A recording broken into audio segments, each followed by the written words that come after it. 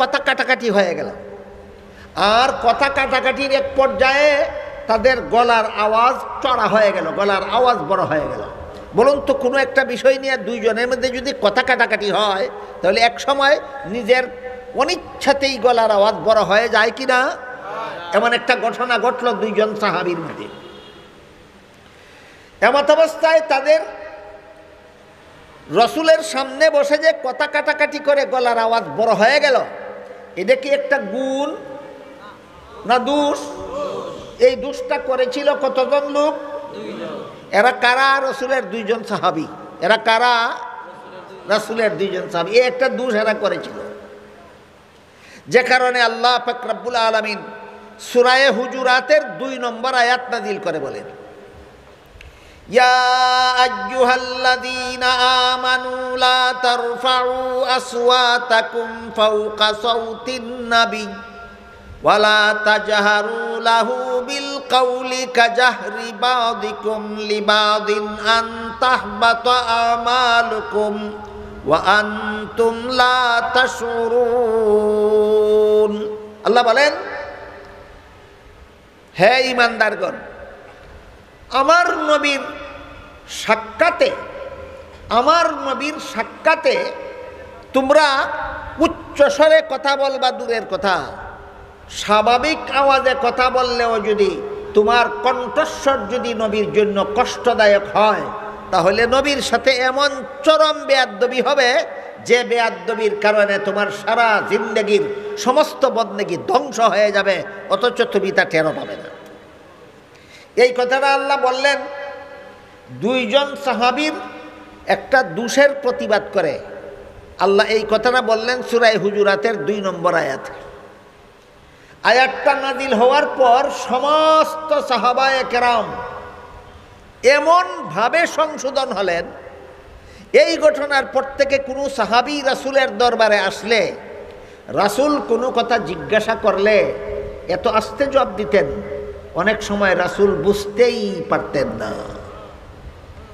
ঘটনা বুঝে থাকলে বলুন তো, দুইজন সাহাবী রাসূলের দরবারে একটা দোষ করে ফেলেছিলেন, ইচ্ছায় না অনিচ্ছায়। আল্লাহ তাদেরকে সতর্ক করে দিয়েছিলেন কিনা? সতর্ক করে দেওয়ার পরে তারা সতর্ক হননি। 16 আনার মধ্যে 12 আনা, আপনারা বলেন 16 আনা, আমি বলি 17 আনা। কেন?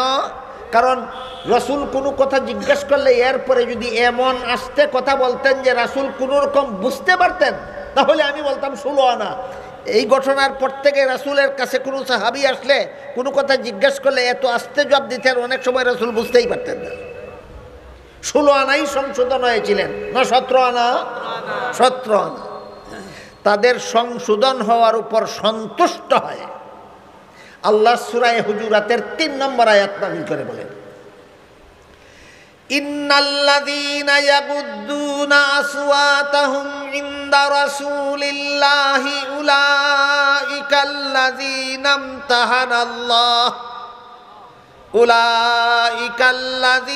ইমতাহানাল্লাহু কুলুবাহুম লিত্তাকওয়া লাহুম মাগফিরাতুন ওয়া আজরুন আযীম।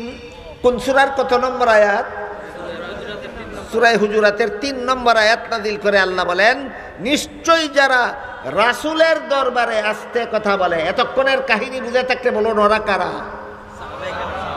নিশ্চয়ই যারা রাসূলের দরবারে আসলে আস্তে কথা বলে, আল্লাহ তাদের অন্তরকে তাকওয়ার ব্যাপারে পরীক্ষা করেছেন। পরীক্ষায় ফেল করার কারণে আল্লাহ তাদের সারা জীবনের সমস্ত ভুল ত্রুটি গুনাহ খাতা মাফ করে দিয়েছেন। পরীক্ষা ফেল করার কারণে না ফাঁস করার কারণে? সাহাবাদের অন্তরকে আল্লাহ তাকওয়ার ব্যাপারে পরীক্ষা করেছেন। পরীক্ষায় সাহাবায়ে কেরাম ফার্স্ট ডিভিশনে পাস। কোন ডিভিশনে পাস? ফার্স্ট ডিভিশনের কথা অন্য আয়াতে বলেছেন। অন্য আয়াতে আল্লাহ বলেন, والسابقون الأولون من المهاجرين والأنصار والذين اتبعوهم بإحسان رضي الله عنهم ورضوا عنه। আনসার সাহাবায়ে কেরাম, মুহাজির সাহাবায়ে কেরাম যারা প্রতিযোগী প্রতিযোগিতার মাধ্যমে রসুলের নির্দেশ পালন করতেন।